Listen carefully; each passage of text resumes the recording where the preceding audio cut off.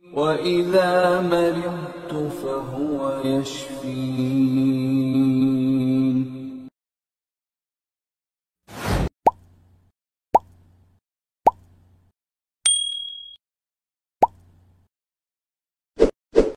Sama-sama mengucapkan talbiyah. Labbaik Allahumma labbaik, labbaik la syarika laka labbaik, innal hamda wan ni'mata laka wal mulk la syarika lak. Labbaik Allahumma labbaik, labbaik la syarika laka labbaik, innal hamda wan ni'mata laka wal mulk la syarika lak. Labbaik Allahumma labbaik, labbaik la syarika laka labbaik, innal hamda wan ni'mata laka wal mulk la syarika lak. Baik, kita bersyukur kepada Allah Subhanahu wa taala karena dengan izinnya, dengan kehendaknya sehingga kita sempat hadir berkumpul di masjid ini untuk mengikuti bimbingan manasik haji Kecamatan Ujung Loe dan Kecamatan Kindang. Salawat dan salam mari kita senantiasa kirimkan kepada baginda Rasulullah Muhammad sallallahu alaihi wasallam.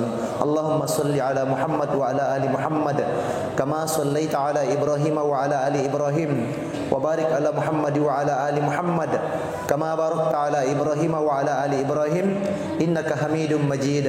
Sebelum saya lanjut materi, isi dulu di depan ibu-ibu sini. Sab pertama, maju Ki. Iya, karena ada sesi pengambilan YouTube juga. Materi hari ini bisa kita lihat kembali di YouTube, di kanal YouTube Sumardi Sahari Official. Iya. Baik, oleh penyelenggara memberikan amanah kepada saya satu materi khusus, yaitu akhlak jamaah haji, adat istiadat dan juga budaya Saudi Arabia. Materi ini cukup penting bagi Bapak dan Ibu sekalian karena kita akan berada di sebuah tempat, di sebuah negara yang berbeda bahasanya, berbeda tradisinya, berbeda budayanya dengan kita. Jauh berbeda. Orang-orang Arab punya budaya tersendiri yang perlu kita kenal sebelum kita berada di sana. Nah, akhlak adalah merupakan perilaku, ya, atau karakter yang perlu dimiliki oleh seseorang. Kalau dalam Islam itu kita kenal akhlak itu ada dua. Ada namanya akhlak mahmudah, ada juga yang disebut dengan akhlak mazmumah. Akhlak mahmudah itu yang bagaimana Bapak dan Ibu sekalian? Akhlak mahmudah itu akhlak yang terpuji, akhlak yang baik, yang biasa juga disebut dengan bahasa agamanya akhlakul karimah, akhlak yang mulia. Dan itulah maksud dan tujuan Rasulullah Muhammad sallallahu alaihi wasallam diutus. Innama bu'itsu liutammima makarimal akhlak. Kata Nabi, sesungguhnya saya diutus untuk menyempurnakan akhlak yang mulia. Orang-orang Arab terdahulu di zaman jahiliyah itu sudah memiliki akhlak. Ada akhlak yang mulia yang mereka miliki yang tetap dilestarikan dalam Islam. Contoh akhlaknya itu orang-orang Arab sampai hari ini mereka itu sangat-sangat royal. Kalau terkait dengan masalah melayani tamu-tamu Allah, mereka itu rela berkorban, rela mengorbankan hartanya demi untuk melayani tamu-tamu Allah. Satu contoh Abu Lahab, Hisham bin Abdul Muttalib, bersaudara dengan Abdullah bin Abdul Muttalib, pamannya Nabi, bersaudara juga dengan Sofia bin Abdul Muttalib, Hamzah bin Abdul Muttalib, Abbas bin Abdul Muttalib. Abu Lahab ini pamannya Nabi, purinanna Nabita. Dan Abu Lahab ini ketika masuk musim haji, maka dia menyembeli unta beratus-ratus ekor demi untuk melayani tamu-tamu Allah di zaman jahiliyah. Karena pelaksanaan ibadah haji itu mulai dari sejak Nabi Ibrahim alaihissalam sampai di zaman jahiliyah, sampai Rasulullah diangkat menjadi Nabi dan Rasul, lalu teratur kembali pelaksanaan ibadah haji itu sesuai dengan syariat di Islam berdasarkan ajaran agama Nabi Ibrahim dan Rasulullah Muhammad SAW. Mereka itu Abu Lahab menyembelih sampai ratusan ekor unta untuk melayani tamu-tamu Allah, dan itu dianggap sebagai sesuatu yang mulia karena mereka juga mengaku sebagai cucu turunan Nabi Ismail alaihi salam. Jadi orang-orang Arab itu. Saya banyak teman-teman Arab ya yang biasa saya temani bekerja sama dalam hal masalah hotel, dalam hal masalah syarikat utamanya mobil, dalam hal visa dan seterusnya. Mereka itu kalau mentraktir tidak setengah-setengah. Dan itu karakter ini itu dimiliki oleh orang-orang Arab. Kalau memberi luar biasa. Baru-baru ada teman saya menelpon ke salah seorang teman di sini. Dia membantu 70.000 real untuk pembangunan masjid di sekitar Jalan Teratai. Pribadi. Jadi kalau mereka membangun masjid, dia tidak mau dibantu. Itu orang Arab. Dia maunya satu masjid mulai dari pondasi sampai diresmikan dia semua. Itulah karakternya orang-orang Arab, suka berkorban, suka membantu. Semangat kalau mereka Islam itu semangat juannya tinggi, pengorbanannya tinggi. Itu salah satu akhlak. Iya, jadi akhlak mahmudah, akhlak yang terpuji. Kemudian ada namanya akhlak mazmumah, akhlak yang tercela, berbohong, memanipulasi, ya, kemudian berdusta, mengingkari janji, tidak amanah. Ini salah satu di antara akhlak tercela. Nah, sekarang apa macam-macam akhlak jamaah haji Indonesia yang harus dimiliki? Secara umum orang-orang Arab atau orang-orang luar negeri sangat-sangat mengakui sopan santunnya orang-orang Indonesia. Indonesia good, Indonesia good. Kalau orang Arab bilang Indonesia kois, Indonesia kois, maksudnya itu Indonesia bagus. Atau yang paling kita kenal itu nanti di Arab, kalau dia bertemu dengan jamaah haji Indonesia, dia bertanya, apa kabar? Kebanyakan yang dia tahu itu apa kabar? Indonesia, Indonesia, apa kabar? Begitu saja. Sedikit-sedikit dia pintar berbahasa Indonesia. Nah, sekarang ada akhlak yang harus dimiliki oleh jamaah haji, yaitu tidak melakukan kesyirikan dalam agama kita. Ya, kita memiliki dasar-dasar keimanan yang sangat kokoh dibangun di atas nilai-nilai tauhid yang benar, yang lurus, yaitu mengesahkan Allah Subhanahu wa taala, menunggalkan Allah Subhanahu wa taala. Allahu samad, Allahu ahad, Allahu samad. Allah adalah esa, tunggal. Dan Allahu samad, Allah tempat bergantung. Walam yakul lahu kufuwan ahad. Allah tidak ada yang setara dengan dia. Dalam sifat-sifat Allah itu qiyamu binafsihi, Allah berdiri sendiri. Mukhalafatul lil hawadis, Allah berbeda dengan seluruh ciptaannya. Karena Allah Maha Tunggal, Allah Maha Kuasa. Ini dasar-dasar tauhid kita. Nah, sekarang Allah tempat kita beribadah, Allah tempat kita menyembah, Allah tempat kita meminta segala-galanya, meminta pertolongan, meminta bantuan adalah Allah Subhanahu wa taala. Nah, sekarang ada yang melenceng. Dia ternyata punya keyakinan ada yang bisa menolong selain Allah. Ada wasilah-wasilah yang dikerjakan yang bisa membantu dia selain Allah. Nyata-nyata itu orang yang sholat dan berdoa di depan Baitullah, di alona Baitullah, kita sholat, kita berdoa di situ, itu makbul. Doa makbul, didengar oleh Allah. Besar kemungkinan istijab akan diijabah. Tapi ternyata engkau mau apa biasa jamaah haji, justru dia cari berkah di tempat lain. Iya, dia pergi ke gunung, menyimpang foto di situ, menulis di situ. Ya, dengan harapan supaya orang yang ditulis namanya itu bisa juga berangkat haji. Padahal ada tempat mustajab di mana kita sholat dan berdoa di situ, Allah dengar. Itu namanya wasilah kepada kesyirikan. Engkau biasa mendrik jamaah haji, menulis di Jabal Rahmah. Itu kan di sana itu ceramahnya itu semua bahasa. Di Jabal Rahmah itu ada orang berceramah, orang Arab, bahasa Arab, bahasa India, bahasa Melayu, bahasa Indonesia, bahasa Inggris, bahasa Pakistan, semua bahasa di dunia ini. Larangan-larangan selama berada di Jabal Rahmah. Salah satunya itu nalarang solat di atas, karena memang tidak ada solat di atas di situ. Sekedar prasasti tempat pertemuan Adam dan Hawa, tidak ada riwayat perintah mengerjakan ibadah di sana, tidak ada doa di sana. Sekedar berkunjung, sekedar melihat, oh ini tempat pertemuan Adam dan Hawa, tapi tidak ada syariat di situ. Tidak ada doa, tidak ada ibadah, tidak ada tulisan-tulisan. Tapi banyak jamaah haji yang melenceng. Akhirnya ditutup sekarang, ditongkoi, tidak bisa lagi orang naik. Kenapa? Karena banyaknya yang melanggar ketentuan yang ditetapkan oleh kerajaan Saudi Arabia. Nah ini dia, tidak boleh melakukan kesyirikan. Kemarin saya mendampingi jamaah umroh Ramadan. Ada jamaah saya itu 2 hari 2 malam tidak sadar.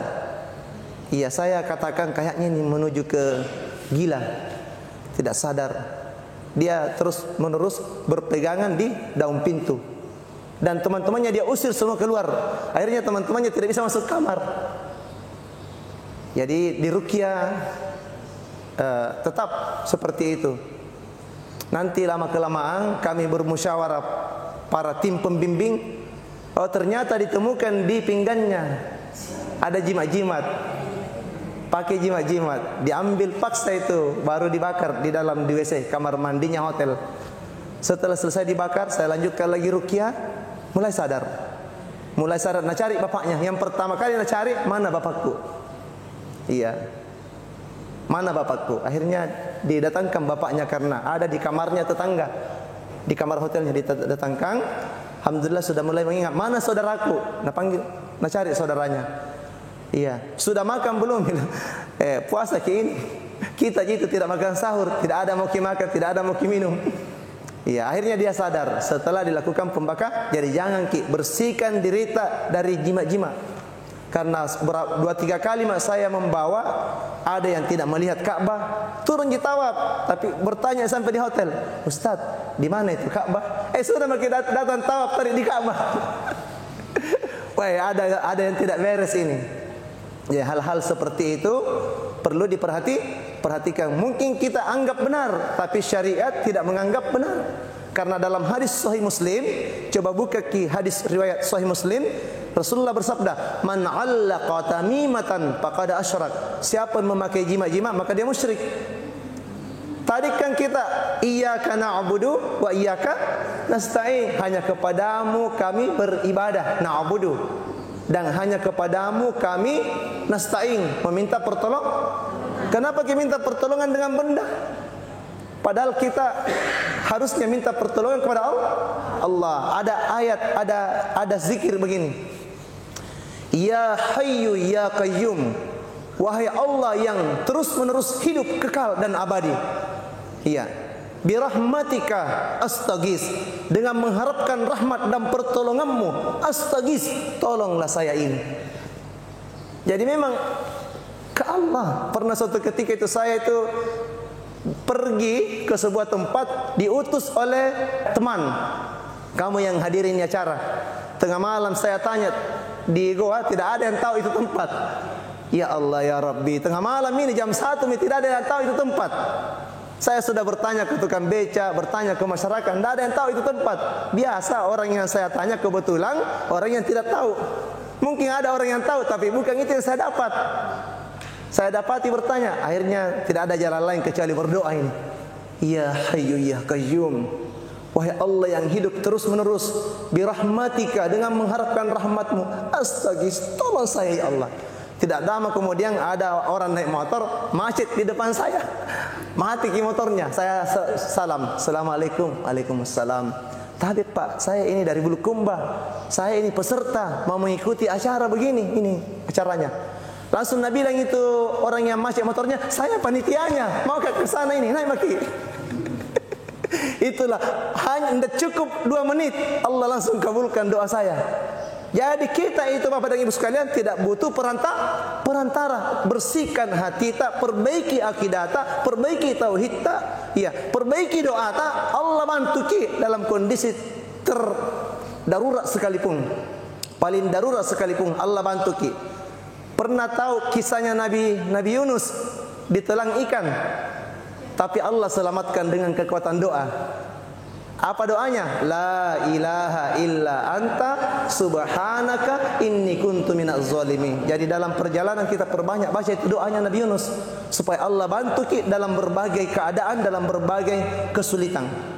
La ilaha illa anta subhanaka inni kuntu minaz zalimin. Insyaallah segala persoalan selesai dengan tauhid dan tidak melakukan kesyirikan, ya. Jadi ada di atas biasa jamaah haji saya lihat, nah minta kita tali pelnya cleaning service, mau jadi bawa pulang ke Indonesia, nah jadikan penglaris, itu pelanggaran syariat, pelanggaran akidah, iya, itu kesyirikan. Makanya di atas itu negara yang anti syirik. Kalau tawaf itu nanti kita perhatikan di depan Ka'bah itu ada namanya Maqam Ibrahim yang seperti kuba-kuba emas itu. Di situ itu ada syekh dan ada tentara yang berdiri, ada polisi berdiri. Yang napantau itu kalau ada benang-benang di sini di tangan itu langsung nagunting, panggil. Ta'ali, sini. Datang langsung nagunting. Baru nak ceramai orang bahasa Arab atau bahasa Inggris. Iya, tidak boleh begini. Ini syirik, iya toh. Dia gunting itu, dia cari memang, dia geledah. Karena memang di atas itu dilarang. Iya, negaranya itu sangat-sangat luar biasa penegakannya terhadap tauhid. Iya. Bapak dan Ibu sekalian yang semua dirahmati oleh Allah Subhanahu wa taala, hindari kini. Ini di antara akhlak yang paling perlu kita jaga. Yang kedua, sabar. Ikhlas. Iya. Kita melaksanakan ibadah haji betul-betul karena ingin menegakkan tauhid, betul-betul kita ini berhaji karena mengharapkan rahmat Allah, mengharapkan surga Allah, terhindar dari azab neraka Allah. Kita melaksanakan ibadah haji karena ingin menyempurnakan rukun Islam yang 5. Kita pergi melaksanakan ibadah haji karena cinta kepada Allah, karena mengharapkan pahala balasan dari Allah dan takut kepada Allah. Ini dasarnya 3, yaitu al-khauf, takut kepada Allah, ar-raja, berharap balasan pahala kepada Allah berupa surga, kemudian al-mahabbah, karena dasar cinta kepada Allah. Iya, kita berangkat haji karena menunaikan panggilan Allah, bukan yang lain. Tanamkan sifat ikhlas dalam diri kita. Karena haji ini rawan Bapak Ibu. Ibadah yang paling rawan sekali adalah ibadah haji. Rawan dimasuki riya, ada unsur kebanggaan. Ita lau kaya haji iko depa. Itu bisa ujub, takabur. Iya, ada kibir di dalamnya. Ada semacam kebanggaan. Padahal haji dengan yang lain itu sama-sama ibadah, sholat, zikir, baca Quran, infak, sedekah, haji, sama-sama ibadah, semuanya harus mengharapkan rahmat Allah. Tapi haji ini yang paling rawan. Iya, makanya itu ketika kita ikhlas dalam melaksanakan ibadah haji, iya, maka insya Allah akan bantu dalam perjalanan. Allah tolong kita dalam perjalanan. Ya, selalu minta keikhlasan. Ya Allah, bimbing saya ya Allah agar saya bisa ikhlas dalam melaksanakan ibadah haji saya tahun ini. Selalu minta keikhlasan. Karena biayanya besar ini haji, pengorbanannya besar. Ya, fisiknya, biayanya. Tetapi kalau kita tidak ikhlas, maka tidak diterima. Allah berfirman di dalam Al-Quran, wa ma umiru illa liya'budullah mukhlishina lahuddin. Tidaklah mereka diperintah kecuali agar ikhlas dalam menjalankan ibadah, untuk menegakkan agama yang lurus. Iya. Dan dalam Al-Quran dikatakan, wa qadimna ila ma amilu min amalin faja'alnahu haba'an mansura. Ayat ini Bapak Ibu sekalian sangat-sangat penting kita tahu bahwa ada orang nanti di akhirat, wa qadimna ila ma amilu, kami jadikan amal mereka seperti debu-debu yang berterbangan, seperti fata morgana. Iya, Allah jadikan amalannya itu seperti debu-debu yang berterbangan. Faja'alnahu haba'an mansura, karena tidak ikhlas dan melakukan kemusyrikan. Ikhlas ki. Iya. Jangan ki berangkat haji karena ada tendensi dunia. Jangan ki berangkat haji karena kebanggaan, karena ingin dipanggil Pak Haji dan Bu Haji. Bukan. Jadi haji itu bukan disongkok, bukan di pakaian. Haji itu dalam hati. Ketakwaan kepada Allah Subhanahu wa taala. Sama dengan puasa. Kita berpuasa tujuannya la'allakum tattaqun. Maka haji juga agar kita semakin beriman, semakin bertakwa. Setelah kita melihat tanda-tanda kebesaran Allah di atas, kita nikmati tuh tanda-tanda kebesaran Allah. Kicini misalnya tuh tanda-tanda kalau pana keringat Allah, nguren jorate talania papa apa lamun-lamun kecuali ke Roma.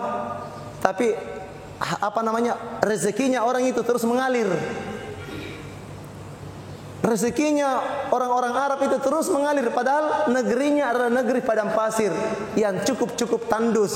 Buluna tandai lamun-lamunna, kecuali hanya batu jibawang. Tapi kenapa mereka hidupnya sejahtera, aman, damai? Ya, ternyata satu kuncinya beriman dan bertakwa kepada Allah. Nah, memang ada janji di dalam Al-Quran, walau amanu ahlal qura, ya, walau anna ahlal qura amanu wattaqau lafatahna alaihim barakatin minas sama'i wal ard walakin kazzabu fa'aznahum bima kanu yaksibun. Apabila penduduk suatu negeri beriman dan bertakwa kepada Allah, niscaya kami akan turunkan berkah dari langit dan juga dari bumi. Berkah dari langit dan dari bumi kalau kita beriman dan bertakwa itu sudah terbukti itu di atas. Tidak ada itu di atas di Mekah Madinah itu yang menanam buah-buahan. Segala macam buah-buahan tidak ada, tapi semua buah-buahan itu muncul di sana, ada semua di sana. Apel, anggur, lengkeng, buah delima, buah watermelon, semua ada di sana. Ada buah ting, tapi tidak ada tanamannya, tapi segalanya muncul di sana. Itu berkat doa Nabi Ibrahim alaihissalam yang berdoa kepada Allah.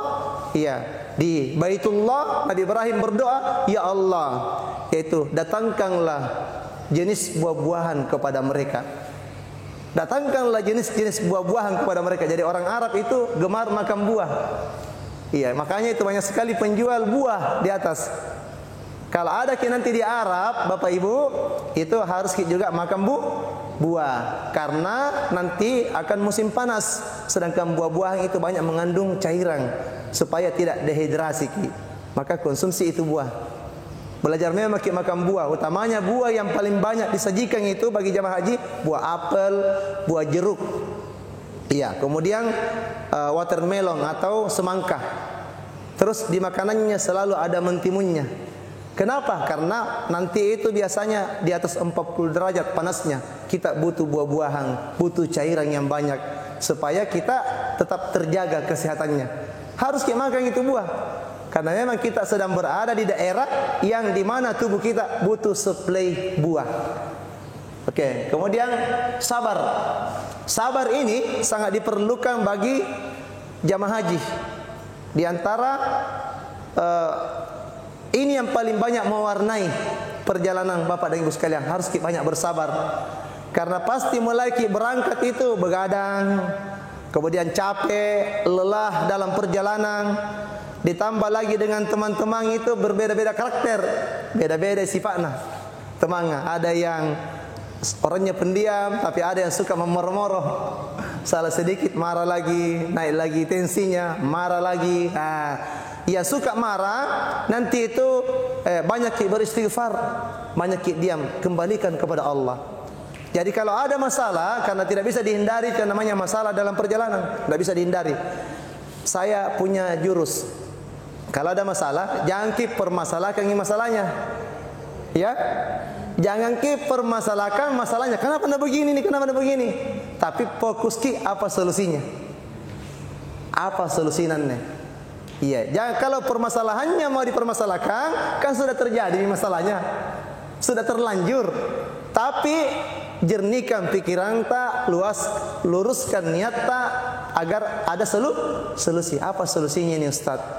Berkonsultasi dengan ketua regu, ketua kelompok, ketua kloter.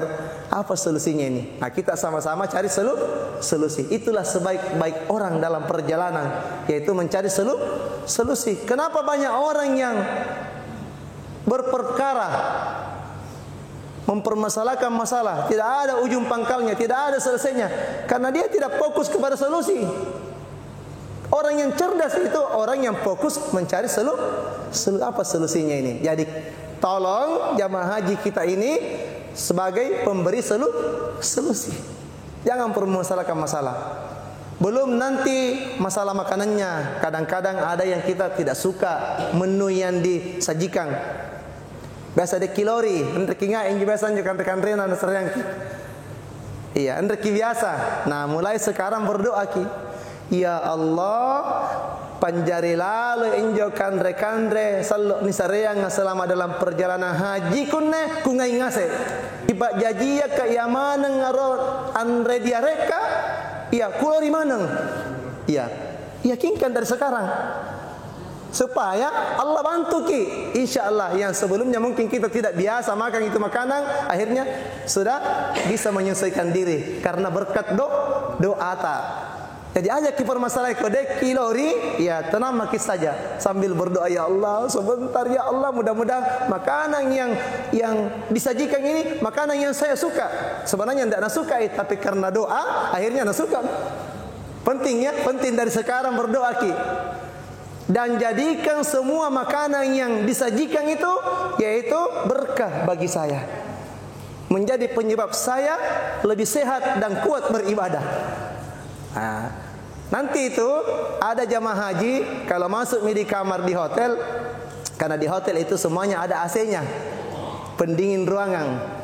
Ada jamaah haji tidak biasa AC. Ada tahu suka kalau pakai AC supaya dingin-dingin itu ruangan. Jangan ki bertengkar gara-gara ada yang mau pakai AC, ada yang tidak mau pakai AC. Bagaimana caranya? Ya caranya yang suka pakai AC dinginkan dulu ruangan tak. Kalau dingin mati kami seta. Ya kalau panas-panas ki lagi, keringatan ki lagi, kayaknya butuh lagi didinginkan ini ruangan. Minta izin kita, ibu di saya dinginkan dulu karena panas sekarang. Apalah nih ruangannya deh. Iya, kita ini berkeringat semua, dinginkan lagi. Jadi ambil tengah-tengahnya. Jangan juga pakai AC terus, karena orang yang tidak biasa pakai AC akan menggigil kedinginan. Tetapi diambil tengah-tengahnya. Tidak ada mikala itu yang namanya musyawarah. Ya, untuk mencapai kesepakatan. Iya, karena tidak bisa dihindari itu pakai AC semua. Hotel di Mekah, di Madinah semuanya pakai AC. Tetapi ada solusi lain. Kalau kedinginan ki, karena setiap ranjang itu ada selimutnya tebal. Iya, setiap bed atau ranjang ada selimutnya. Selimutnya itu tebal-tebal, mampuk selimutnya. Masuk di selimut tak. Iya. Karena pernah terjadi itu jamaah haji, dan saya maka ada selimutnya. Dan saya maka ada selimutnya toh. Akhirnya ku cari, di mana ini pergi? Ternyata dia tidur di bawahnya meja. Mai kita metin roh. Ya, murah nak untuk tinroh. Oh, kedinginan ngah Ustaz. Oh, dingin paruangan ngaya. Dingin payah. Nanya selimut tanya kamasen ne ranjantan ne selimut ne repina padungan. Kipas solar wami kone kalinta entama. Ternyata satu ruangan ada saya dapati dia tidak tahu kalau ada selimutnya. Akhirnya lampu soburi ni ada sari-sari ranjanga, ni rangan na meja, ria rempina televisi ya. Kenapa tidak ada penghuninya di kamar? Gara-gara tidak nak tahu. Jadi ini sekarang semua ranjang yang nak kasih nanti ada selimutnya. Pakai itu selimut kalau kedinginan ki. Ini solusi juga supaya hangat tubuh tak. Nyenyak ki tidur tak, istirahatkan tubuh tak. Sebentar pergi lagi salat di Masjidil Haram, di Masjid Nabawi. Kalau capek ki, iya pulang tidur sejenak, kasih nyala alarm, sebentar pergi lagi antri lagi. Mobil selawat sudah menunggu di depan hotel. Mobil selawat sudah menunggu di depan hotel yang antar ki pergi ke Masjidil Haram. Ya kemudian Ini butuh kesabarannya, utamanya yang lansia itu. Yang lansia, yang sudah tua, yang sudah lupa-lupa mikodong, dia butuh ditolong, dia butuh dibantu. Iya, jangan dibiarkan kalau lansia, karena biasa na lupa-lupa mi kamarna, iya, na lupa ki, sehingga kita butuh bantu, kita tunjukkan, kita bantu ini lansia, pahalanya luar biasa. Membantu, memuliakan, menolong tamu-tamu Allah Subhanahu wa taala. Itu luar biasa pahalanya itu. Kemudian rukun, hidup rukun menurut tuntunan Islam, yaitu kita antara orang lain dengan kita ini saling memerlukan, saling menolong, saling membantu, saling menguatkan, saling memotivasi. Iya. Kalau terlintas di pikiran tak mau ki berkata-kata jelek kepada teman tak, tahan-tahan ki. Ini tanah suci. Buta tangkasan ni mana, hendak kula sambaran ni pau. Iya. Jangan ki. Pernah ada mohon maaf ya. Dia aparat keamanan, tapi dia jamaah saya. Tapi barusan pergi umroh. Dekat hotelnya dengan masjid. Karena dia ambil hotel bintang 4 sama Tante Jumasia dulu, hotel bintang 4 Aska Al Safa, dekat sekali dengan Masjidil Haram. Iya. Ini pensiunan. Dia bilang begini, angur enjo tahu adi nakulelan nyakun mah nanjoke anasa hotel njoke masigi mai kiri masigi ambani min rokin joke hotel mah. Dia bilang begitu. Kemudian kita pergi tawaf sama-sama. Iya. Setelah di tempat tawaf tidak ketemu, di mana itu bapak tadi? Dicari tidak ketemu. 7 Allah 7 bengi. 7 hari 7 malam dicari tidak ketemu. Iya. Bahaya mengucapkan sesuatu di atas yang seakan-akan kita bisa. Tapi selalu bersandar kepada pertolongan Allah. Tiaki sambaran kifau. Terbukti. Aja ada sambaran kifau.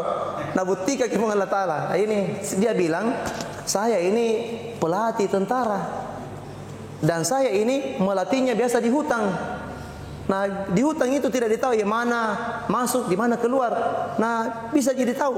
Nah ini dekat sekali gini hotel dengan Masjidil Haram. Kenapa orang bisa hilang tapi tidak ada orang yang yang sanggai pembicaranya, dia bicara sendiri lah begitu. Sekalinya hilang 7 hari 7 malam. Pindah maki ke Madinah, nah dia pilih runtuh. Tiba-tiba 7 hari kemudian ada yang dapat. Iya, ini jamaahnya siapa? Ya, tolong dijemput. Bajunya sudah tidak karu-karuan. Tanya ini baju nana baju. Tak pakai. Padahal dulu necis, rapi, bersih. Sekarang kayak pengemis nih. Itu gara-gara satu ucapan. Jangan ada kesombongan di atas. Mak kita mataku. Maring kelingat culitku. Banyak terjadi itu di atas. Banyak terjadi. Jadi selalu merendah minta pertolongan Allah. Ya selanjutnya next. Kemudian iya sopan santun. Ini juga adalah perilaku yang harus dimiliki oleh jamaah haji, jamaah umrah. Yang paling nasuka itu orang Arab itu kalau disalami, Assalamualaikum. Ya, Assalamualaikum. Waalaikumsalam. Waalaikumsalam warahmatullahi Tuhan. Indonesia good, Indonesia kois. Apa kabar? Langsung dia, alhamdulillah, baik Tuhan, baik. Kabar baik, langsung dia bilang good Indonesia. Bahasa-bahasa begitu di atas itu kita berkomunikasi dengan orang-orang Arab, dengan sesama tamu-tamu Allah. Yang paling banyak itu salam, ucapkan salam. Jadi terapkan 5S. Iya, sopan, santun, salam, senyum. Kita terapkan itu. Ucapkan salam. Dan orang yang paling mulia ketika bertemu dengan sesama jamaah haji, siapa yang paling mulia Bapak Ibu? Kalau bertemu sesama tamu-tamu Allah, termasuk di Indonesia, orang yang pertama mengucapkan salam itu yang paling mulia. Jadi jangan mau dikalah sama orang Arab. Dahului dia mengucapkan salam. Dan mereka itu berprinsip bahwa mengucapkan salam berarti wajib dijawab. Pasti nak jawab gitu. Asalkan nak dengar ji. Assalamualaikum tuan. Ayo. Waalaikumsalam warahmatullahi wabarakatuh. Kadang lebih panjang jawabannya. Itu orang Arab. Iya. Masya Allah. Cuma kalau kalau perempuan dengan laki-laki Arab kurangi, bahaya. Jadi jangan terlalu dibaiki kalau laki-laki Arab, perempuan apalagi masih muda ki, itu berbahaya. Ya. Tetapi perempuan kalau sama aja laki-laki tidak apa-apa. Ada di situ yang satu orang mewakili mengucapkan salam.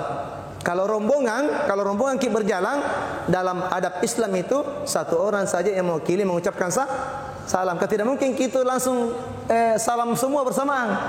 Ayo kompak 1, 2, 3 salam. Tidak mungkin begitu. Dalam Islam itu adabnya hanya satu orang yang mewakili. Kalau ada satu orang mengucapkan salam pada saat kita bertemu dengan rombongan lain, maka itu sudah mewakili. Tapi yang menjawab semua yang mendengar. Kalau kita disalami sama rombongan lain, ada satu yang mewakili, Assalamualaikum. Rombongan kita ini yang diberi salam, maka semua rombongan kita yang mendengar ini menjawab Waalaikumsalam warahmatullahi wabarakatuh. Tapi giliran mengucapkan salam hanya cukup satu orang. Kalau rombongan kalau sendiri-sendiri ya masing-masing. Ini ya. Jadi sopan, santun, selalu tersenyum kepada utamanya perempuan kepada perempuan, laki-laki kepada laki-laki. Iya, karena bahaya juga itu di atas. Utamanya laki-laki terlalu terlalu suel dan terlalu dekat dengan jamaah haji perempuan. Itu bisa juga jadi fitnah. Apalagi kalau bersama istrinya. Biasa bisa cemburu istrinya. Istrinya yang cemburu. Tapi saya perlu menyampaikan kalau ada suami tak yang jadi ketua regu, ketua kelompok, ada jabatannya toh, dikasih jabatan, jangan cemburu yang ibu-ibunya. Iya. Magi na tahu ini dia anu bapak na. Ngurang na tahu aja ki jampangi, nak kita ndak masana di jampangi dong. Wajar karena tugasnya. Jadi saya sampaikan banyak terjadi dah. Banyak terjadi di atas tidak mau baku ngomong ini istrinya sama suaminya. Gara-gara apa? Suaminya kebetulan ada tugasnya sebagai ketua kelompok, ketua regu atau apalah. Tidak mau ngomong istrinya. Kenapa? Marah sama saya itu pacemburu butai.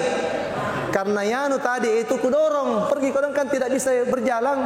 Ada nenek saya dorong. Masa nenek cemburui? Jadi, ku sampaikan memang ini ibu jangan terlalu cemburu kalau suami tak ada jamaah haji perempuan yang merupakan tugasnya dia membantu tamu-tamu Allah. Ya, sepakat memang maki. Pasti terjadi itu. Iya, simpan dulu rasa cemburu tak sedikit mau dibawa nah. 90% taruh-taruh dulu di Indonesia karena banyak begitu di atas. Iya, salah satu koreksi ke jamaah haji utamanya kepada suaminya yang jadi ketua kelompok, ketua regu. Nah ada ikut tong istrinya, biasa cemburu di atas. Ya ini. Oke ya. Kemudian adab dalam berpakaian.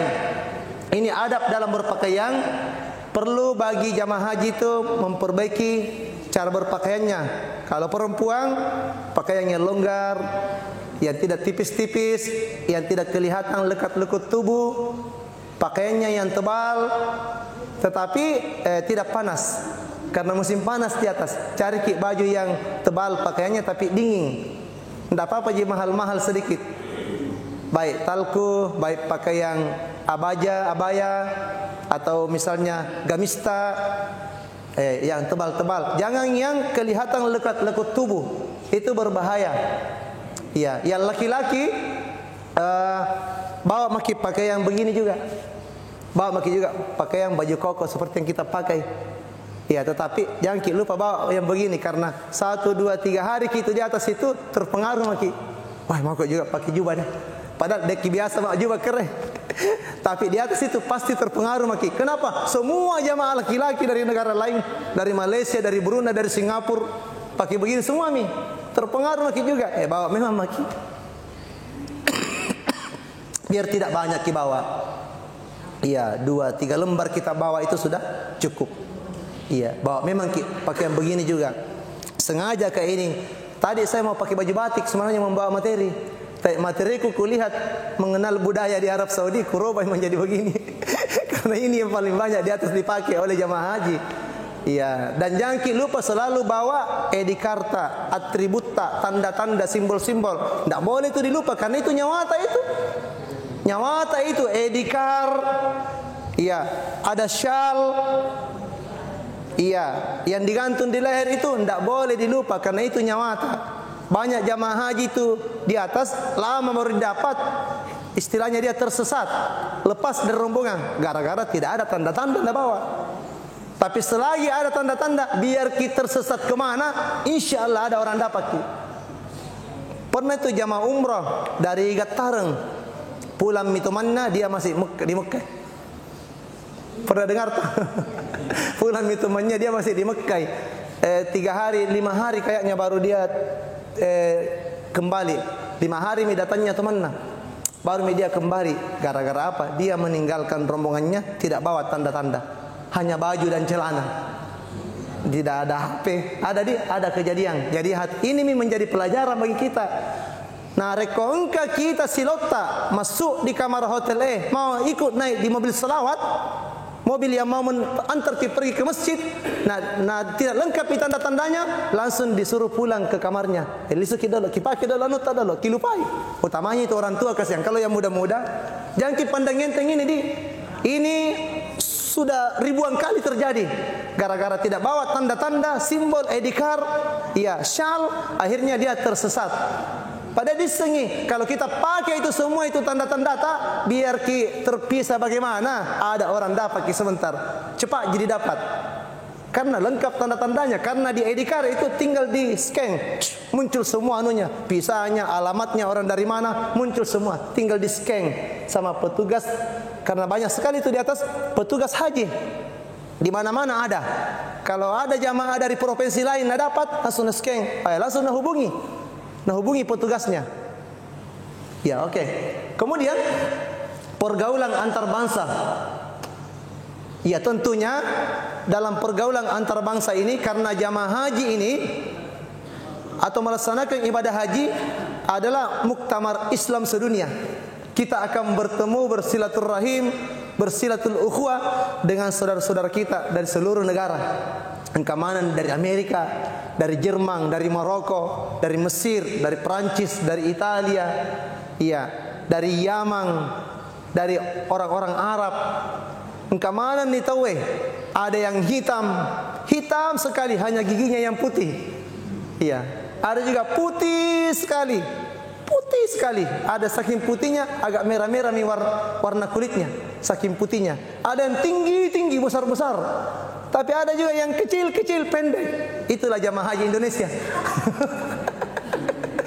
Biasa kalau ketemu orang Turki, iya, orang Turki dengan jamaah haji Indonesia, Nabi bilang, Indonesia, segir. Kenapa katanya ke Indonesia pendek-pendek? Iya, Indonesia katanya pendek-pendek.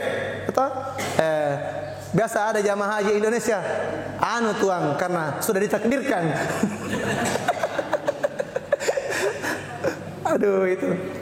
Nah, memang kita itu terkenal pendek-pendek. Kalau tawaf ada rombongan dari Turki tawaf, dari Arab tawaf, dari Palestina tawaf, dari Mesir tawaf, dari Afrika yang hitam-hitam tinggi besar tawaf. Ada tahun rombongan jamaah haji Indonesia tawaf juga.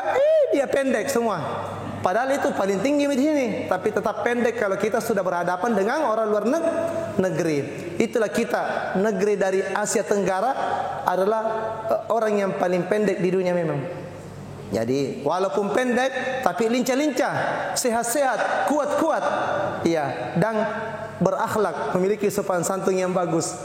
Jarang itu ada Indonesia kalau sholat itu ada orang sholat, nana lewati orang sholat. Tapi kalau bolong-bolong, biar kisolat, biar kianu apa ya, langkah-langkah aja kia. Iya, tapi kalau Indonesia kita itu punya siri yang tinggi, rasa malu yang tinggi. Itulah yang akhlak ini memang sudah melekat kepada kita. Kita memiliki rem yang lebih tinggi dibandingkan kalau orang-orang dari luar negeri. Mereka itu nalalu jaki lampa ya. Nalalu jaki lampa pun ara ya numalu mana tu sembahyang kunjo ya. Iya. Nah, kalau kita tidak, Biasa dicari, oh bagaimana caranya kita lewat ini. Nah orang sholat, di belakangnya kita lewat. Atau sekali di depannya jauh, memutar. Kemudian Bapak Ibu sekalian, jadi ini pergaulan antar bangsa. Makanya dalam Al-Quran surah Al-Hujurat, Allah berfirman, Ya ayuhan nasu inna khalaqnakum min dzakari wa untha wa ja'alnakum syu'uba wa qabaila lita'arafu inna akramakum 'indallahi atqakum innallaha alimun khabir. Wahai manusia, sungguh kami telah menciptakan kalian dari berbagai bangsa dan suku, berbagai bahasa.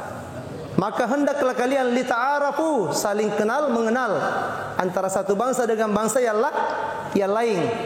Dan sungguh yang paling bertakwa, sungguh yang paling mulia di antara kalian adalah orang yang paling bertakwa.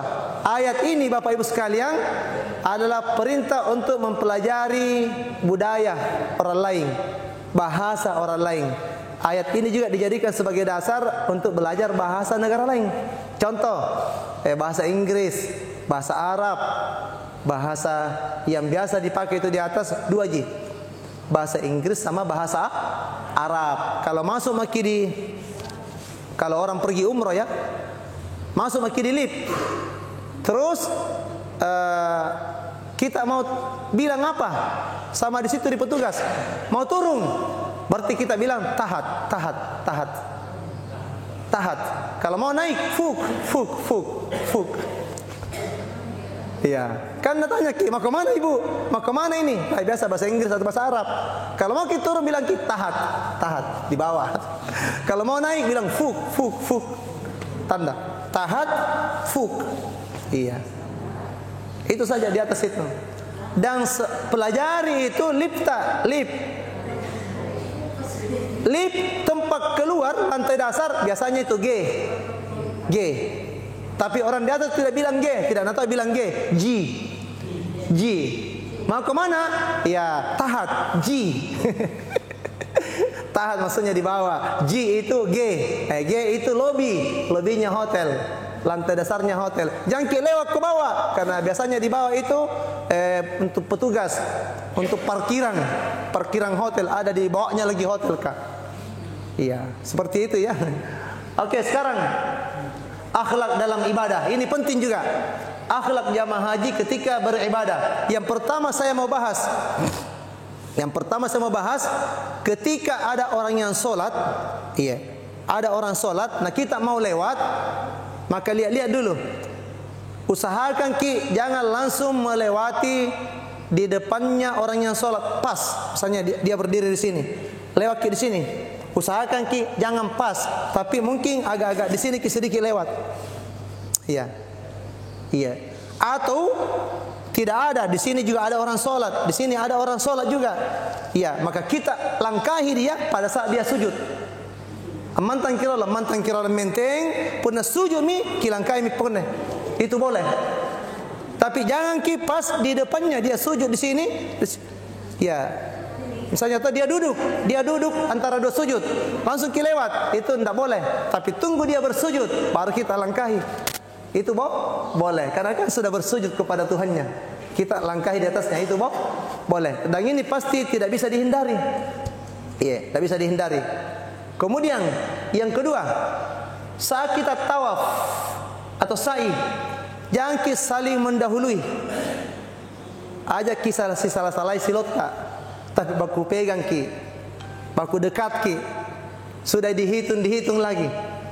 Oh ada teman terpencar di belakang ini 2 orang. Kalau di belakang ini 2 orang teman, ada di depan, maka besar kemungkinan yang 2 itu tertinggal. Caranya bagaimana supaya tidak tertinggal? Berhenti Ki dulu yang di depan, tajang dulu. Ya, yang 2 ini rapatkan, ambil masuk dalam rombongan. Setiap ada tertinggal, tak 2 tak 3, jangan Ki buru-buru pada saat tawaf dan sa'i. Tapi tetap jaga kekompakan, jaga teman tak. Karena kalau terlanjur tertinggal di belakang, besar sekali peluangnya itu akan tertinggal sebentar. Akhirnya kita narepoti sebentar, dicari, berjam-jam dicari, yang 2 ini tidak ditemukan nih. Gara-gara tadi tidak mau Ki peduli dengan teman tak. Pada saat dia sudah tertinggal, ditunggui, ambil masuk dalam rombongan supaya sama-sama kita terus. Ini sering saya praktikkan. Alhamdulillah baik jamaah haji, saya membawa jamaah haji tahun lalu 2024, jamaah haji plus yang istilahnya yang poroda undangan raja. Itu alhamdulillah tidak ada yang tertinggal. 58 saya bimbing utuh, tawaf bersamaan, kemudian sa'i bersamaan, tahallul bersamaan, pulang ke hotel bersamaan. Dari awal sampai akhir sama-sama terus, tidak ada satu yang kurang. Itu saja kuncinya. Ada yang tertinggal 2 orang di belakang karena lambat jalannya, tunggu, masukkan dalam rombongan, pegang tangannya. Kalau dipegang di tangannya kalau orang tua itu kuat itu. Iya, insya Allah ini rahasianya ya, rahasianya supaya tidak saling meninggalkan ki. Karena kalau terlanjur tertinggal, sebentar itu dicari. Iya. Kemudian saat mencium Hajar Aswad, hati-hati, jangan dipaksakan ini. Utamanya saat tawaf wajib, tawaf ifadah, tawaf umrah, jangan makin dulu mencium Hajar Aswad secara langsung, tetapi cukup isyarat. Ya misalnya Hajar Aswad di sana toh, ya rombongan ada di sini. Bismillahi Allahu Akbar. Ya, bagaimana yang diajarkan ki? Begitu. Dicium tangan. Iya. Ya, jadi tidak ada masalah. Kalau saya tidak dicium di tangan jari kalau tidak sampai di tangan tak. Kalau sampai tangan tadi Hajar Aswad, tapi tangan tadi sampai tidak sampai ini mulut tak. Tangan tadi sampai ini dicium. Ini yang atau ujung tongkat yang sampai, ujung tongkat dicium, ujung payung yang sampai, ujung payung dicium. Tapi kalau tidak sampai di tangan terjauh jaki ada 10 meter dari Hajar Aswad, cukup begini saja. Bismillahi Allahu Akbar. Baru setelah itu berjalan, ini sudah mencium ini. Kan intinya itu kenapa Hajar Aswad dicium? Saya mau tanya ki. Kenapa Hajar Aswad dicium? Iya, karena Hajar Aswad pernah dicium oleh Nabi. Oke. Kenapa Nabi mencium Hajar Aswad? Iya. Karena Hajar Aswad nanti akan menjadi saksi di hari kiamat. Akan menjadi saksi nanti di hari kiamat. Sudah nak datangi, sudah nak cium. Oh nanti jadi saksi di hari kiamat itu, bersaksi dia di hadapan Allah. Nah sekarang isyarat, karena banyak orang tidak bisa merapat ke situ. Begini isyarat mencium. Bismillahi Allahu Akbar. Apakah Hajar Aswad tidak menjadi saksi dari kiamat? Tetap menjadi saksi di hari kiamat. Karena nak tahu bilang mau juga datang nak cium, tapi banyak orang. Jadi intinya itu kita meninggikan tangan begini supaya tembus ke sana di Hajar Aswad. Bismillah Allahu Akbar, supaya Hajar Aswad menjadi saksi di hari kiamat. Dan itu sudah sah. Walaupun tidak dicium langsung, tapi kalau mau cium langsung di Hajar Aswad, jangan sendiri. Tapi jangan juga pada saat tawaf ifadah dan tawaf wajib saat umrah. Kan nanti kan umrah apa namanya? Haji apa namanya? Haji tamattu. Haji tamattu kan umrah dulu. Ya, jadi tawaf umrah jangan masuk ke sana, jangan tinggalkan rombongan. Caranya bagaimana? Caranya yaitu ada namanya tawaf sunnah, tidak ada gitu sa'inya ya. Langsung masuk di Masjidil Haram, langsung tawaf 7 kali. Sudah kita tawaf 7 kali, solat sunnah di belakang makam Ibrahim, 2 rakaat. Rakaat pertama setelah Fatihah disunnahkan kita membaca Qul ya ayyuhal kafirun. Rakaat kedua setelah Fatihah disunnahkan kita baca Qul huwallahu ahad. Sudah kita salam ke kanan ke kiri, berdoa minta banyak-banyak kepada Allah, minta surga, minta diampuni dosa, doakan juga keluarga kita. Sudah itu baru jalan masuk ke Ka'bah. Iya, berputar setengah kali. Anda sampai 1 kali, setengah. Mulai dari rukun Yamani antri untuk mencium Hajar Aswad, karena disunnahkan setelah tawaf sunnah selesai salat kembali mencium Hajar Aswad. Bakuan dengan teman-teman tak. Ini bukan saat tawaf haji ya, tawaf ibadah. Karena itu wajib. Bukan juga tawaf umrah, tawaf sunnah yang sehari-hari kan. Saya mau tanya Masjidil Haram itu 5 lantai. 5 lantai. Dengan tempat gol, ada mobil di atas, mobil tawaf yang dibayar. Jadi kalau orang tua namawi tidak jalan kaki saat tawaf, ada mobil disewa itu di atas, mobil golf namanya. Musim haji itu banyak sekali mobil golf. Banyak juga jamaah saya kemarin waktu tawaf ibadah, karena sudah lansia, beberapa orang naik golf. Iya, bayar itu mobil. Jadi tawaf dan sa'inya pakai mobil golf beberapa orang. Oke. Nah sekarang untuk masuk di masjid sholat di atas makin turun di Ka'bah. Lantai 1, lantai 2, lantai 3, lantai 4. Itu tempat sholat.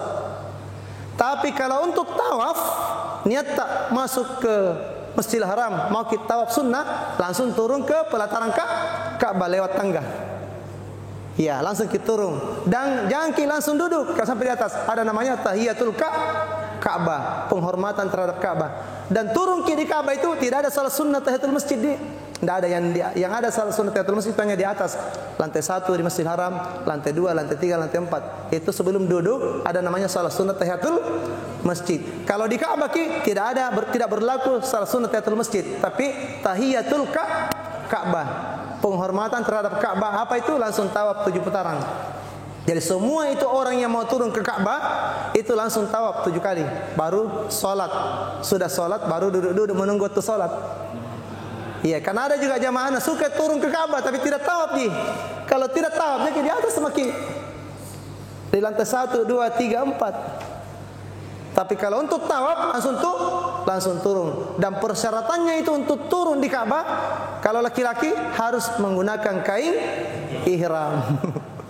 Ada Pak Kipli double 2 kali. Terakhir ganti kakaknya yang meninggal. Ibu Husmi. Ya, berangkat umrah sama saya. Kapan itu Pak Kipli? 2024 bulan-bulan September. Kapan di? Iya, baru-baru. Ya, sekarang berangkat lagi haji, ganti lagi kakaknya yang meninggal. Jadi beliau ini apa namanya? Di balik musibah ada kenikmatan. Oke ya. Baik. Bapak Ibu sekalian, itu ya, turun ke Ka'bah untuk tawaf. Kalau sudah makin tawaf, cari makin tempat sholat di belakang-belakang. Yang di belakangnya itu ada pengamang yang berupa plastik warna hijau. Karena ada yang bertanya kemarin di ujung bulu waktu saya membawakan materi. Pertanyaannya begini, dan pasti itu kita akan alami juga. Kita perhatikan ini tadi, Ustadz. Kenapa itu di atas kalau pergi ke umrah, nah usir kita tentara ya? Nah kita ini mau tenang beribadah. Iya, ada di sini yang biasa pergi umrah, diusir-usir tak? Iya, sebentar disuruh lagi pindah. Ada caranya supaya tidak diusir ki. Kenapa diusir ki? Karena kita duduk di tempat yang dilewati manusia keluar masuk. Iya, utamanya itu di pelataran. Di pelataran Masjidil Haram bagian luar, di luar masjid. Iya, kalau kita duduk bukan duduk yang ada ya kurung-kurung, ya seperti ada plastik warna hijau itu. Masuk ke di situ kalau tidak mau diusir, cari tempat di dalam yang ada karpetnya. Ya, itu ingat ini ya, injuri akarapetna. Ini akunnya jaba-jaba plastik. Iya, di sana ada lagi begitu. Masuk di situ ki. Kapan duduk ki di depannya sini? Ya ini kan jalanan. Ribuan orang mau jalan. Nah kita duduk di sini. Datang askar, tentara. Hayya, tariqin nas. Yalla. Nah suruh ke jalan, yalla, jalan terus. Alatul, jalan terus. Tidak boleh stop. Jadi ada nih nenek-nenek bilang sama saya, ngurang je Ustaz. Cidang-cidang ku yana na suruh saya lampan janua. Lauk kami setes kamu jangan. Yo tentara ya, padahal arakin sikir-sikir. Kota lakun di tempat nenek kun joki lalang. Itu. Jadi jangan ki di jalanan, tapi cari ki tempat yang ada karpetnya, aman di situ. Iya. Sama juga di Ka'bah. Selesai tawaf, dia ternyata sholat bukan di tempat sholat, tapi tempat tawaf dia sholat. Padahal tempat sholat itu yang benar di belakangnya yang ada pembatas, yang ada di situ plastik warna hijau tinggi begini tingginya. Itu plastiknya. Di dalamnya kita sholat. Itu tidak diusir ki. Kapan ki di luarnya sholat? Maka kita sholat di sini. Lampa misirakan. Napa agak mitau tantara ya? Iya, Rasul toilet. Karena memang di situ tempat tawaf. Sama juga naik ki di lantai 2 Masjidil Haram, lantai 3. Kita pas mengamparkan sajadah di jalanan yang dilalui, orang mau pulang dari masjid, ada yang mau datang. Di sini ki, diusir ki juga itu. Cara yang paling benar tidak diusir ki, masuk ki di dalam yang ada pengaman plastik, yang ada karpetnya. Terjawab sudah ya? Iya. Ada juga di tempat tawaf mau sholat di lantai 2. Kan ada itu tempat tawaf lantai 2, di kursi roda, orang yang mau dorong kursi roda di situ lewat. Dia di situ duduk-duduk menunggu waktu sholat. Sebentar diusir lagi sama tentara. Memang bukan tempat sholat di situ, tempat tawaf lantai 2. Caranya gimana? Jalan lagi ke depan, ada itu yang ada karpetnya, ada pengaman plastiknya, masuk di situ. Minta izin ke sama petugasnya, saya mau masuk di situ. Biasa itu nabukakan ki. Cari mama ki, untuk laki-laki lain tempatnya, perempuan juga lain tempatnya. Karena beda di atas tempat sholatnya perempuan, ada pengamannya, laki-laki juga lain tempatnya. Biasa berjauhan. Nah sekarang pertanyaannya, kapan baru tidak diusir? Di pelataran Masjidil Haram, di tempat tawaf, di belakang juga di daerah Gaza, di depan WC. Kapan tidak diusir? Kalau di komat.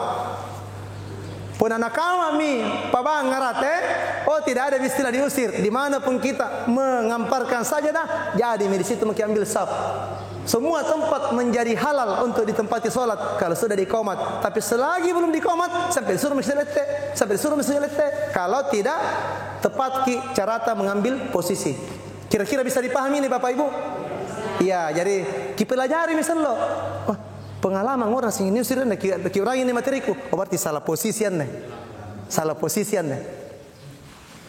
Mati lampu ki. Oke, ada beberapa yang perlu saya sampaikan kepada Bapak dan Ibu sekalian. Yang pertama, ada budaya di Arab Saudi yang tidak sering atau tidak terjadi sama kita. Contoh, orang Arab itu, utamanya di Masjidil Haram, di Masjid Nabawi, 2 kali di azan kalau subuh. Pinruang ini bang punna subuh. Iya, 1 jam sebelum azan subuh ada azan pertamanya. Yang azan pertama itu tidak pakai as-salatu khairum minan naum. Iya, begitu Om Sanuta? Iya, azan pertama itu tidak pakai as-salatu khairum minan naum. Berarti anda nak pakai as-salatu khairum minan naum, berarti itu bukan azan subuh, tapi azan untuk kasih bangun sholat tahajud, supaya sembahyang tahajud kisah 7 rakaat, 2 rakaat salam, 2 rakaat salam, 2 rakaat salam, 2 rakaat salam, tambah witir penutupnya 3 rakaat. Sama kalau kita sholat tarawih, waktunya sholat tahajud, azan kedua sudah pakai as-salatu khairum minan naum. Iya. Setelah hayya 'alal falah, langsung as-salatu khairum minan naum. Wah, ada as-salatu khairum minan naumnya, berarti azan subuh, mama ki salat subuh. Itu di atas. Kalau di sini di Indonesia jarang-jarang ada masjid 2 kali azan. Kecuali di pesantren. Di beberapa pondok pesantren menerapkan karena ini sunnah. Karena Rasulullah bersabda, apabila terdengar azannya Bilal bin Rabah, maka minumlah kalian. Dan apabila sudah terdengar azannya Abdullah ibnu Ummi Maktum, maka stoplah kalian makan. Jadi memang di zaman Rasulullah itu 2 kali azan, utamanya dalam bulan Ramadan. Karena Rasulullah mengatakan, apabila terdengar azannya Bilal bin Rabah, maka makanlah dan minumlah kalian. Dan apabila sudah terdengar azannya Abdullah ibnu Ummi Maktum, maka stoplah makan. Makanya itu di atas di Mekah Madinah tidak ada itu istilah imsak, Pak Jas. Tidak ada dia imsaknya. Ya nanti dia berhenti makan dan minum kalau terdengar azan subuh. Allahu Akbar, Allahu Akbar. Ya langsung kalau ada sisa-sisa airnya dan minum cepat. Ya, sudah. Dia imsaknya itu di atas tidak ada sampai terdengar azan subuh. Saya lihat perhatikan orang Arab, begini di sini karena memang ada hadisnya. Rasulullah mengatakan apabila terdengar azannya Bilal, makan dan minumlah kalian. Apabila sudah terdengar azannya Abdullah ibnu Umi Maktum, berhentilah makan dan minum. Kalau ada sisanya masih nak habiskan.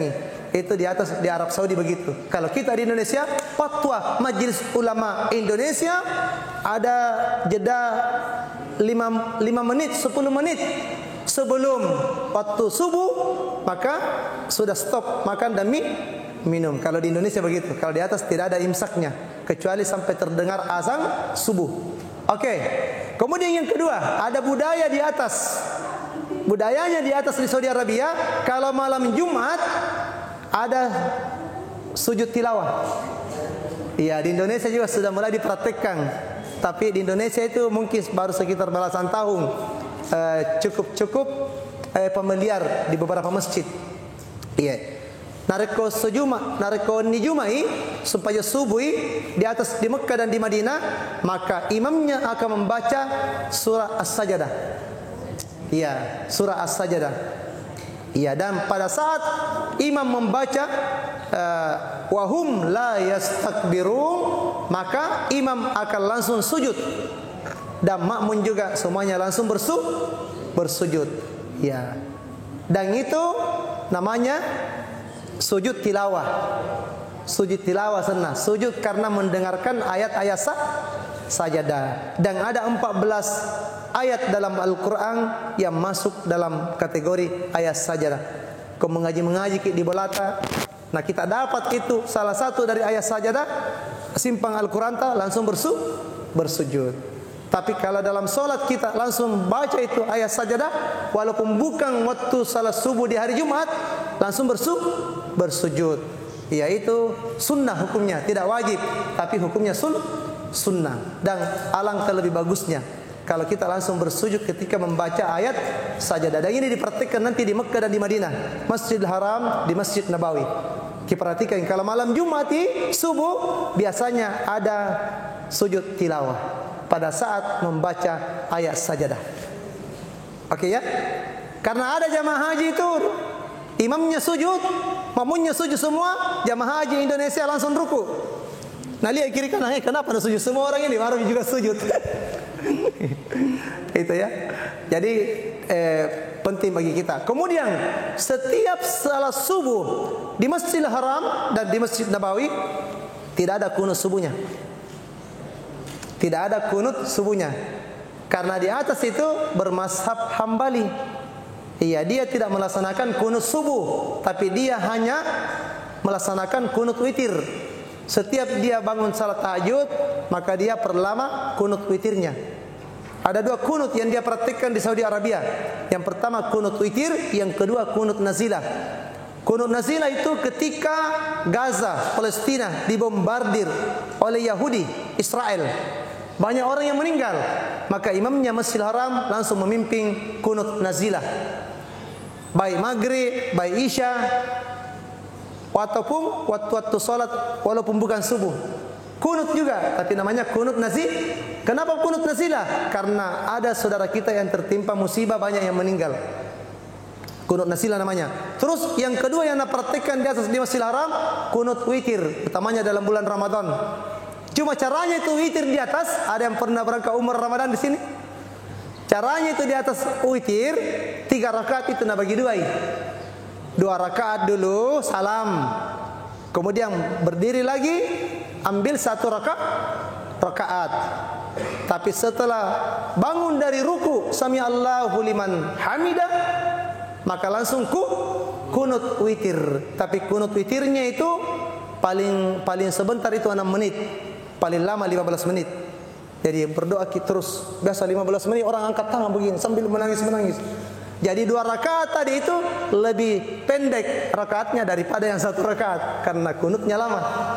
Itulah dalam bulan Ramadan di Saudi Arabia. Tapi nanti itu kita akan dapati bahwa pada saat salat subuh tidak ada kunutnya. Langsung dia sujud. Kenapa? Karena di atas menggunakan mazhab Hambali, Hanafi itu tidak kunut subuh. Yang kunut subuh itu mazhab Syafi'i. Di Indonesia kebanyakan menganut mazhab Syafi'i. Dan kalau misalnya kunut subuh imam tak dalam perjalanan utamanya, dan mulai dari kunut subuh wajib semua jamaah haji ikut kunut subuh. Tapi kebetulan yang jadi imam dia tidak terbiasa kunut subuh, maka makmunnya jangan ada yang kunut. Karena innamal imamu ju'ilat liutamma bihi. Imam itu diangkat untuk diikuti. Jadi tidak ada masalah di sini. Tidak ada masalah. Mau kunut, tidak kunut, tidak ada masalah. Dan walaupun imamnya Masjidil Haram, Masjid Nabawi tidak kunut, tidak ada jamaah dari berbagai negara yang protes. Tidak ada itu. Itu menunjukkan kalau kita ingin melihat sikap toleransi yang tinggi, berangkatlah haji atau berangkatlah umrah. Karena di atas kita akan mendapati beraneka ragam tata cara beribadah. Bapak Ibu, kalau di Indonesia di sini kalau sudah kita salat ada zikir kan? Zikir berjamaah. Imamnya membaca subhanallah, subhanallah, makmunnya juga ikut membaca subhanallah, subhanallah. Alhamdulillah, alhamdulillah, makmunnya membaca. Kalau di atas masing-masing berzikir. Imamnya tidak akan memimpin lagi zikir berjamaah dan berdoa berjamaah. Tapi masing-masing jamaah haji atau jamaah umrah berzikir. Iya, itu di atas. Dipanduki itu berzikir kalau sudah sholat. Beda kalau di Indonesia. Tidak dipanduki juga berdoa. Doa jamaah. Tapi masing-masing. Itulah di atas. Tetapi di atas yang perlu kita ketahui di antara budayanya, hampir setiap selesai sholat wajib ada sholat jenazahnya. Iya. Hampir setiap selesai sholat wajib ada sholat jenazahnya. Ada sembahyang jenazah, sembahyang orang mati, dan ada peringatan sebelumnya. Bapak Ibu, bagaimana cara mengetahui bahwa sholat jenazah yang mau dilakukan ini laki-laki atau perempuan atau anak-anak atau banyak jenazah? Ada aba-abanya. Aba-abanya begini Bapak Ibu. Ini perlu kita tahu supaya benar ki salat jenazah. Kalau muassinnya bilang begini, as-salatu 'alal mayyiti rahimakumullah. Mayyiti rahimakumullah. Iya, coba kita sama-sama Bapak Ibu. As-salatu 'alal mayyiti rahimakumullah. Ada kata-kata mayyiti, berarti jenazahnya laki-laki satu orang. Yang mau disolati itu laki-laki satu orang. Berarti doanya di takbir ketiga, takbir pertama Allahu Akbar baca surah Al-Fatihah. Takbir kedua Allahu Akbar baca solawat seperti solawat yang saya baca tadi, solawat Ibrahimiyah dalam solat, sama solawat dalam solat pada saat kita tahiyat.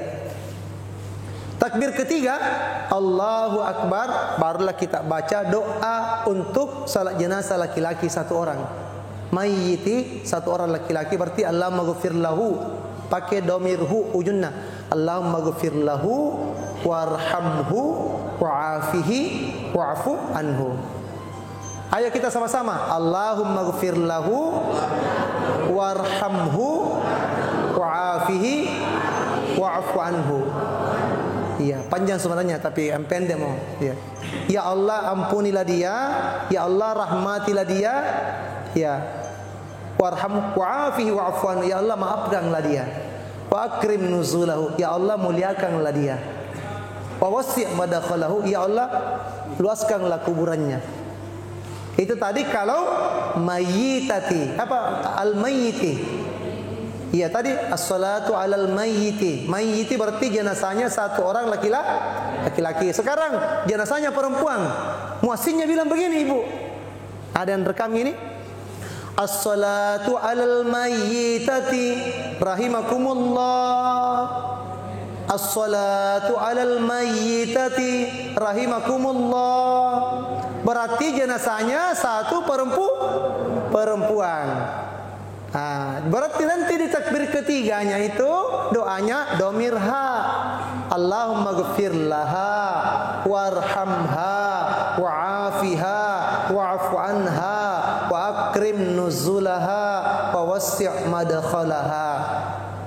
Hak kalau mayyitati. Iya. Kalau banyak jenazah, gabungan jenazah laki-laki, jenazah perempuan, maka muassinnya akan bilang begini. As-salatu 'alal amwati rahimakumullah. Ayo Ayo sama-sama. As-salatu 'alal amwati rahimakumullah. Ada kata-kata amwati. Kalau banyak jenazah yang mau disolati. Mai atau matenna. Lah disembayangi loh atau mati lah disembayangi amwati dia bilang. Kibaji-bajikin deh. Terus apa doanya? Doanya diganti menjadi domirhum. Allahumma ghafir lahum warhamhum wa'afihi wa'fu anhum wa akrim nuzulahum wa wassi' madkhalahum. Ayo kita sama-sama. Allahumma ghafir lahum warhamhum wa'afihi wa'fu anhum wa akrim nuzulahum wa wassi' madkhalahum. Iya, itu kalau amwati, banyak jenazah. Tapi biasa juga itu muazzinnya mengumumkan begini, satu jenazahnya anak kecil, satu jenazah yang mau disolati anak kecil. As-salatu ala tifli rahimakumullah. As-salatu ala tifli rahimakumullah. Berarti yang mau disolati satu anak kecil. Doanya bukan itu tadi. Doa anak kecil lain doanya. Allahumma ja'alhu lana salafau wa faratau wa ajra. Ayo ikut ki. Allahumma ja'alhu lana salafa wa farata wa ajra. Ya. Allahumma ja'alhu lana salafa wa farata wa ajra. Ya, kalau disambungi begini, Allahumma ja'alhu lana salafau wa faratau wa ajra. Di situ ada idgham fi gunnah. Salafau wa faratau wa ajra. Ya, tapi kalau kising-kisingkai, Allahumma ja'alhu lana salafa wa farata wa ajra. Itu ya. Tapi kalau dua anak kecil, muazzinnya bilang begini, as-salatu 'alal atfali rahimakumullah. As-salatu 'alal atfali rahimakumullah. Berarti dua anak kecil. Doanya sama gitu tadi, tetapi ditambah Allahumma ja'alhum lana. Hum, hanya hum bedanya. Kalau tadi hu, sekarang hum. Allahumma ja'alhum lana salafau wa faratau wa ajra. Karena kenapa materi ini saya masukkan Bapak dan Ibu sekalian? Kebanyakan jamaah haji Indonesia tidak tahu apa ini mau disembayangi. Apa laki-laki, perempuan, anak kecil, satu atau dua? Ini satu atau banyak? Ini mungkin penting bagi kita karena hampir setiap selesai salat wajib selalu ada salat jenazah. Nah, kita tidak tahu apa ini nih. Jadi kalau ada nanti yang rekam ini berarti bisa nanti ulang-ulang itu anunya, rekamannya. Tapi ada nanti di YouTube. Kita lihat nih nanti di Sumardi Sahari official. Sebentar malam bisa dirilis mungkin di. Iya, sebentar malam sudah bisa dirilis. Iya, cari makin nanti di YouTube Sumardi Sahari official. Nanti kita lihat lagi kembali materi kita ini bisa diulang-ulang lagi. Oke. Kemudian apa lagi yang perlu kita kenal di Saudi Arabia? Di antara budaya Saudi Arabia itu kalau masuk waktu sholat dia itu langsung azan. Tidak ada mengaji dulu. Kalau di Indonesia putar dulu kaset murattal. Begitu Pak Syekh ya. Tidak ada di Arab Saudi, di Riyadh, di Jeddah, Mekah, Madinah, di Damas, di Buraidah, semua tempat yang pernah saya datangi, di Taif tidak ada yang mengaji dulu. Langsung azan. Tiba waktu salat langsung azan. Allahu akbar, Allahu akbar. Wah, waktu salat. Cuma dia setiap selesai azan lama baru dikomat. Lama baru dikomat. Termasuk di Masjidil Haram, di Masjid Nabawi itu lama baru dikomat. Kadang 15 menit, kadang 10 menit, tapi tidak menentu waktunya. Tidak menentu komatnya, tergantung imamnya. Bapak Ibu, azan haknya muazzin, itu dalam Islam. Sedangkan qomat haknya imam. Paham kini kata-kata? Muazan haknya tukang azan, muazzin. Sedangkan qomat haknya imam. Jadi di atas itu kalau imamnya sudah datang, langsung masuk ke Masjidil Haram atau di Masjid Nabawi, langsung dia berdiri di situ di sajadahnya imam. Kalau berdiri di situ, maka muazzin baru qomat. Dan itu sebenarnya yang terjadi di seluruh masjid di seluruh dunia. Jadi qomat itu haknya imam. Datang pi imam, ka berdiri di situ di sajadahnya, baru muazzinnya melakukan iqamat. Jadi imamnya baru berwudu. Imamnya baru berwudu, hampir nih habis wudunya ya. Muazzinnya sudah minta qomat. Akhirnya kita menunggu imam. Dan makanya itu iqamat itu haknya imam. Ada mintum pi imam nggak di situ berdiri baru diqamat, itu adabnya. Iya. Dan itu dipraktikkan di atas. Tapi tidak ada mengaji dulu di atas, tetapi lama baru diqamat. Hampir setiap waktu itu lama baru diqamat. Biasa kalau orang mau sholat 8 rakaat, 6 rakaat itu biasa ulang-ulang sholatnya. Sudah salam berdiri lagi, ambil lagi 2 rakaat, sudah salam berdiri lagi. Biasa tak 6 rakaat, tak 8 rakaat, ambil salat sunat mutlak. Karena disunnahkan kita memperbanyak salat di Masjidil Haram, di Masjid Nabawi. Ada namanya, kalau tadi itu kita pertama sudah diazan, kemudian sudah azan langsung kita salat. Salat apa namanya Bapak Ibu? Salat sunnah qabliyah subuh, qabliyah duhur, qabliyah asar, kemudian qabliyah isya, maghrib, ada semua di atas. Kalau di sini tuh kalau sudah di azan maghrib, tidak ada salat sunnahnya, tidak ada kasih kesempatan tukang azannya salat sunnah. Iya. Kecuali di Bulukumba itu banyak yang nak kasih kesempatan salat sunnah, seperti di masjid saya Al-Ansar, Masjid Rahmah, Masjid Syuhada 45. Ya, ini 3 masjid dekat dengan rumah saya ini. Masjid Syuhada 45, Masjid Al-Ansar di belakang rumahku, Jalan Nuri, di depan Jalan Merpati, Masjid Rahmah. Itu lama berdiqamat kalau maghrib. Masjid Islamic Center, Masjid Muhammadiyah, Masjid Babul Khair, Masjid Hayal Al-Falah, Masjid Al-Mu'awana, rata-rata di sini dikasih kesempatan salat sunnah sebelum diqamat waktu maghrib. Tapi kebanyakan langsung qomat. Ya, langsung qomat. Sebenarnya itu Rasulullah bersabda, "Kullu azanaini salatun liman syaa." Setiap selesai azan ada salatnya. Tidak boleh langsung diqamat. Jadi kalau ada di sini panitia masjid, kasih kesempatannya. Ada hadisnya. Kullu azanaini salatun. Setiap selesai azan ada salatnya. Namanya salat sunnah. Kalau bukan rawatib, karena yang rawatib itu Bapak Ibu sekalian, sebelum subuh 2 rakaat, duhur 4 rakaat, sebelum salat duhur ada salat sunnah 4 rakaat atau 2 rakaat.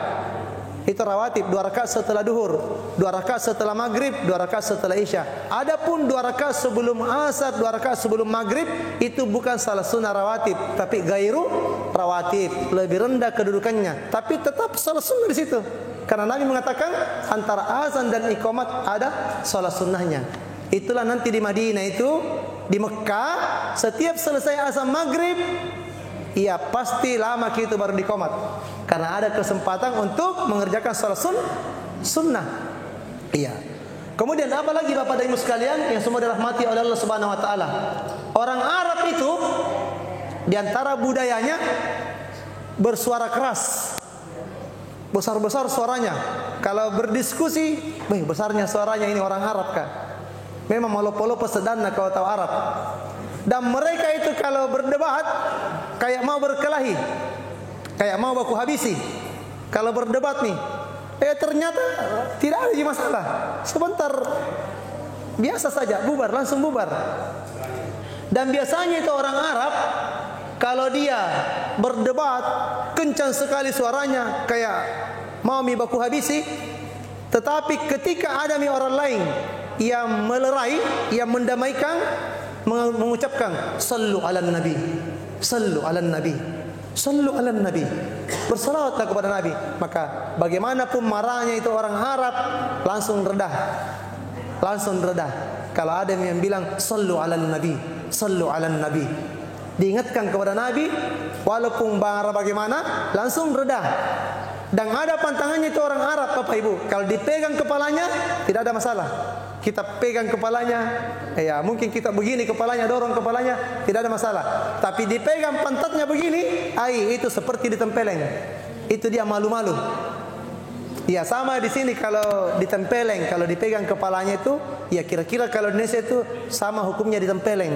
Makanya jangan pegang pantatnya orang Arab begini. Karena itu mereka itu dipakasiri. Iya, itu tradisinya dia. Kalau kepalanya tidak ada masalah. Tapi kalau pantatnya seperti dipakasiri kalau tradisi Bugis Makassar. Ya, kemudian biasanya itu orang Arab sikapnya terhadap pendatang acuh tak acuh. Kayak cuek begitu. Cuek-cuek dia orangnya. Apalagi kalau ada keperluan tak. Nah orang Arab semua yang melayani kini ada keperluan tak. Saya pernah ada keperluan. Ada kopernya jamaah saya nyasar, tidak tahu kemana. Sisa satu koper yang hilang. Ya itu di Jeddah. Padahal isinya itu koper kain ihram. Mau nak pakai mikot, berniat ihram. Karena dia sudah dia dari Malaysia dia. Ini rombongan ini jamaah saya ini. Dia dari Malaysia. Ternyata harusnya itu koper, bawa terus, simpan di atas di kepalanya. Begitu sebelum sampai di alam-lam, dia harus pakai itu koper Dia harus buka kopernya, kasih keluar kain ihramnya. Ternyata kopernya ini di Malaysia dikasih masuk di bagasi. Kalau dikasih masuk di bagasi, otomatis nanti di Jeddah baru diambil. Kang ada di tempat mikot di bandara di Jeddah boleh. Boleh kalau dilewati alam-lam tidak mikot, maka boleh mikot di bandara Jeddah. Itu anunya. Tetapi masalahnya kopernya ini hilang. Kopernya ini hilang. Saya menghadap ke petugas bandara. Apa Nabi bilang itu petugas bandara? Ya, time minutes. Ya, 5 minutes. Sabar. Jadi kalau suruh kita sabar itu orang Arab begini caranya. Sabar. 5 menit. Artinya 5 menit. Tunggu 5 menit, sabar 5 menit. Karena memang sementara mereka makan. Jadi orang Arab itu kalau sementara anak kerja atau sementara makan atau apa saja, diganggu, paling Nabi bilang itu, sabar 5 menit. Iya. Kalau belum sampai 5 menit, kita datang lagi, ingatkan lagi, tidak hiraukan sampai tompi waktunya. Ya, sampai tompi waktunya baru kita menghadap kembali. Kalau duduk di situ tidak diingatkan kembali walaupun cukup 5 menit tidak nalayani tidak napanggil maki. Itu dia orang Arab itu cuek orangnya. Dia sudah bilang 5 menit, cukup 5 menit. Ada di sini tidak napanggil tongki. Tidak, begitu dia. Harus kita datang lagi menghadap. Sampaikan apa yang menjadi keperluan tak. Itu orang Arab, acuh tak acuh. Tetapi bagusnya orang Arab itu kalau sudah diazami, tidak tinggalkan semua pekerjaan. Mau penting, tidak penting itu pekerjaannya. Kalau sudah azan, tutup semua toko, tutup semua pelayanan, langsung pergi berwudu, ambil sholat semua. Ya tinggi sekali komitmennya kalau terkait dengan masalah sholat. Tapi kalau masalah pelayanan, itu harus kita bersabar kalau menghadapi orang Arab. Kalau Nabi bilang 10 menit, 10 menit baru datang kita lagi menghadap. Duduk di situ. Ya, acuh tak acuh. Kemudian jika memberikan sesuatu jangan heran. Kalau ada nanti orang Arab kasih sesuatu tangan kiri. Kalau di Indonesia kan kalau dikasih ke tangan kiri kayak Iya, kayak tidak sopan begitu. Ya.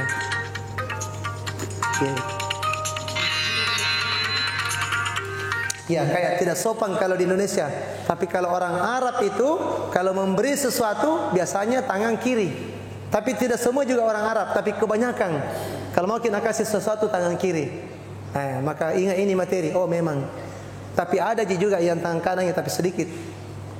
Tapi kalau bertemu dengan sesama mereka salaman, baru berpelukan, berciuman.